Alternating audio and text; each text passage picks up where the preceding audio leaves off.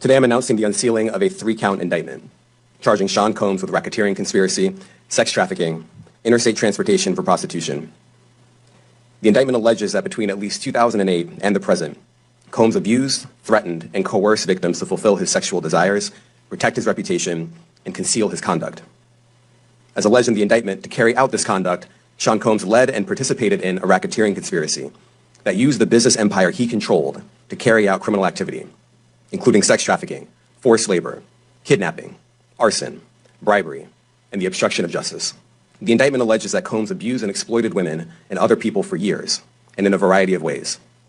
As alleged, Combs used force, threats of force, and coercion to cause victims to engage in extended sexual performances with male commercial sex workers, some of whom he transported or caused to be transported over state lines. Combs allegedly planned and controlled the sex performances, which he called freak-offs, and he often electronically recorded them.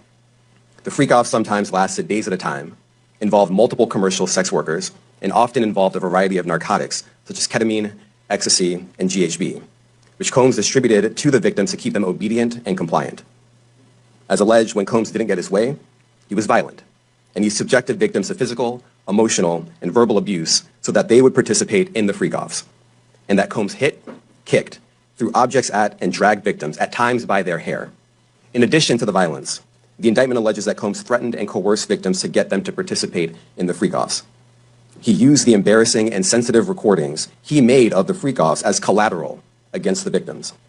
And the indictment alleges that he maintained control over the victims in several ways, including by giving them drugs, by giving and threatening to take away financial support or housing, by promising them career opportunities, by monitoring their whereabouts, and even by dictating their physical appearance.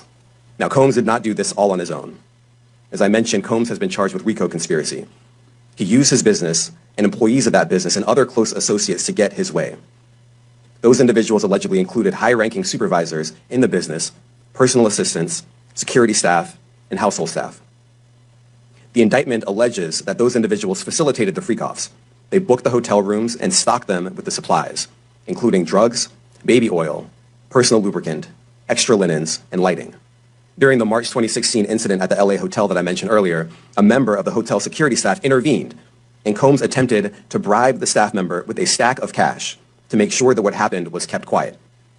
And as the indictment alleges, in late 2023, after public allegations were made about Combs' crimes, he and others pressured witnesses and victims to stay silent, including by making phone calls to witnesses and victims and giving them a false narrative of what they had experienced. In March of this year, special agents from HSI executed search warrants at Combs' residences in Miami and Los Angeles. They also executed a warrant for Combs' electronic devices. During those searches, agents seized evidence of the crimes charged in this indictment. They seized firearms and ammunition, including 3 defaced AR-15s and a large-capacity drum magazine. They also seized evidence of the freak-offs, electronic devices that contain images and videos of the freak-offs with multiple victims.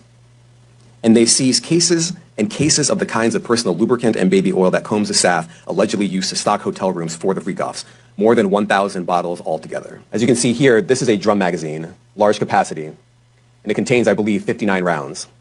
I mentioned as well we recovered 3 AR-15s. This is a close-up shot of one of the AR-15s, and you can see right here the serial number has been thoroughly defaced. Does your office intend to seek remand, or are you reaching a bail package? And if you're willing, how would you contrast this with the R. Kelly case in EDNY in terms of the elements? Thanks. So we will be seeking detention. We have filed a letter laying out our reasoning for seeking pretrial detention. I'm not going to be able to expand beyond what's in the letter, but it contains all of the reasoning, and it contains the law as well. There is a presumption of detention in a case like this, and we think that's warranted.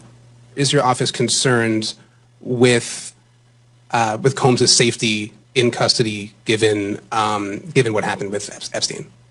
So we are concerned with anyone's safety whenever they are detained prior to trial. It's part of our obligations to keep people safe as well.